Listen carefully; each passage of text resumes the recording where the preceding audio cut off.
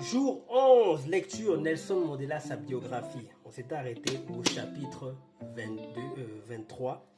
J'ai fait une petite pause pour le week-end.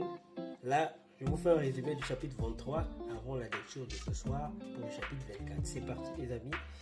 Qu'est-ce qui s'est passé dans le chapitre 23 pour le jeune Nelson Mandela? Alors, on est le 5 décembre 1956. Nelson Mandela, journée pépère à la maison. Très tôt le matin, bou bou bou bou bou bou. On frappe à la porte. Mais fort! Il me dit, ouais, aucune personne de mon entourage ne peut frapper chez moi comme ça, sinon je le goûte. Parce que les gens savent que je rigole pas. Et personne ne peut faire ça. Il dit, ça, c'est seulement la police. Et il n'avait pas tort. C'était bel et bien la police. Et donc, je vous lis un petit passage. Je vous passe les détails quand ils sont rentrés, donc directement. Il m'a montré un mandat de perquisition et ils ont commencé immédiatement à passer la maison au peigne fin à la recherche de documents ou de papiers compromettants. Mais les enfants se sont réveillés et d'un regard sévère, je leur ai indiqué de rester calmes. Ils me regardaient pour que je les rassure. Les policiers fouillaient les tiroirs, les placards, les meubles, partout où l'on aurait pu cacher des documents interdits. Au bout de 40 minutes, Rousseau m'a dit d'un ton très naturel, « Mandela, nous avons un mandat d'arrêt. Suivez-moi. » J'ai regardé son mandat et les moments sautent au village. Hooghoverhard, haute trahison. Donc bref, il part, sauf qu'il se rend compte qu'il n'est pas le seul. On est parti arrêter tous les leaders de l'ANC.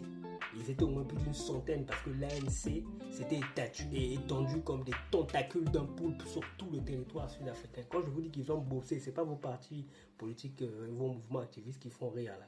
C'était structuré. Ils étaient partout. Donc on est parti arrêter tous les chefs, tous les leaders.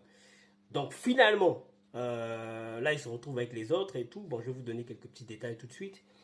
C'est quoi ce passage-là? Un petit passage qu'on pourrait lire. Le gouvernement préparait depuis longtemps cette rafle. Quelqu'un a porté en fraude un exemplaire de The Star et les gros titres nous ont appris que l'opération avait eu lieu dans tout le pays, qu'on avait arrêté les principaux responsables de l'Alliance des Congrès, le chef Luthuli, Monty, Necker, Reddy September, Lilian Ngoyi, Piet Beylevet, et qu'on les accusait de haute trahison et de prétendue conspiration dans le but de renverser le gouvernement. On les ramena à Johannesburg par avion militaire. Bon, bref, je m'arrête là. Donc, vous voyez à quel point c'était chaud, là. Là, c'était chaud. Donc, finalement, on les a emmenés quelque part. On les a posés un peu dans un petit endroit. On les a gardés un petit moment, le temps de réunir tout le monde. Et après, on les a emmenés dans une prison, mais vraiment dégueulasse, pittoresque. Ce qu'on appelait le fort de la prison de Johannesburg. Et on les a mis moutakala, c'est-à-dire qu'on les a mis nus. Vraiment, l'humiliation totale. Hein. Bon, il explique ici.